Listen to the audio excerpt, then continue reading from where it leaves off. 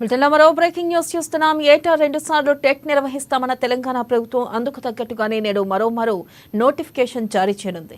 అయితే జనవరిలో ఆన్లైన్లో పరీక్షలు నిర్వహిస్తారు. ఈ పరీక్షలు సంక్రాంతి లోప తర్వాత అన్న విషయంలో స్పష్టత లేదు.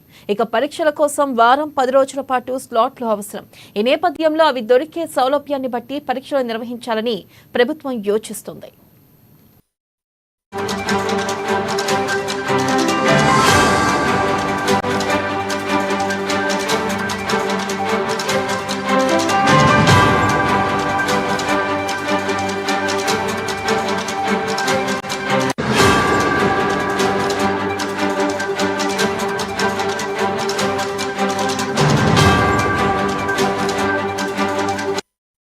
ఇక మేలో నిర్వహించిన టెట్కు 2.35 లక్షల మంది హాజరు కాగా 1.09 లక్షల మంది పాస్ అయ్యారు. ఇక టెట్ 1 పేపర్కు డిఈడి, పేపర్ 2కు బిఈడి పూర్తి చేసిన వారు అర్హులు.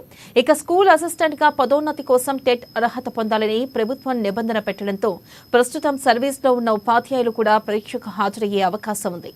కాంగ్రెస్ అధికారంలోకి వచ్చిన తర్వాత టెట్ నిర్వహించడం ఇది రెండోసారి.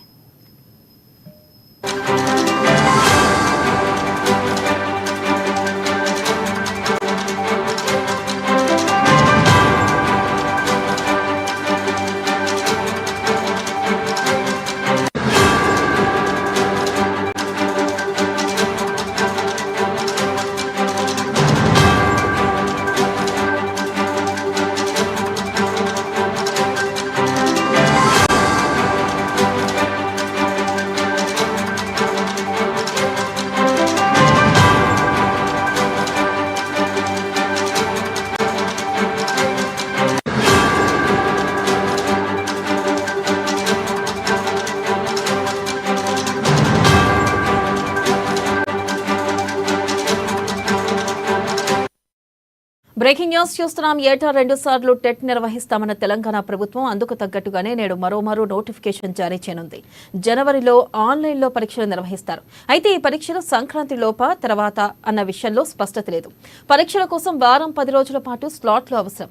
ఈ నేపథ్యంలో అవి దొరికే సౌలభ్యాన్ని బట్టి పరీక్షలు నిర్వహించాలని ప్రభుత్వం యోచిస్తుంది. ఇక మేలో నిర్వహించిన టెట్కు 2.35 లక్షల మంది హాజరు కాక 1.09 లక్షల మంది పాస్ అయ్యారు. ఇక టెట్ 1 పేపర్కు డిఈడి, పేపర్ 2కు బిఈడి పూర్తి చేసిన వారు అర్హులు. స్కూల్ అసిస్టెంట్గా పదోన్నతి కోసం టెట్ అర్హత ఉండాలని ప్రభుత్వం నిబంధన పెట్టడంతో ప్రస్తుతం సర్వీస్లో ఉన్న ఉపాధ్యాయులు కూడా పరీక్షకు హాజరయ్యే అవకాశం ఉంది. కాంగ్రెస్ అధికారంలోకి వచ్చిన తర్వాత టెట్ నిర్వహించడం ఇది రెండోసారి.